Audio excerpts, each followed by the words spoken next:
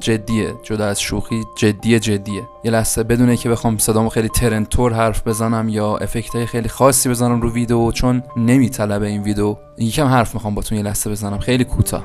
سری میرم سر اصل مطلب که خستتون نکنم. یه ویدیویی من ساختم، یه بنده خدای از من ادیت زده بود، خیلی خوشحال شدم. خب اون ویدیوش هست، میتونید برید تو کانال ببینید. من گفتم از این حمایت کنید و اینا، خب بگیره کارش. نمیدونستم این پیامی که الان گذاشتم رو صفحه رو اگه بخونید خودتون میفهمید که حالا من چه حسی دارم.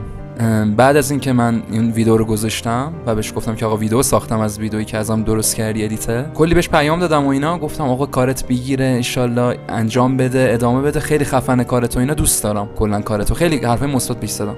بعد من این پیامو برام گذاشت که گویا مادرشون سرطان داره و خب سخته، خیلی سخته. میگم یکم این شورت شاید واسه هر کسی نباشه، برای کسایی که حالا درصد زیادی از چند من بچه‌ای کوچیک‌ترن.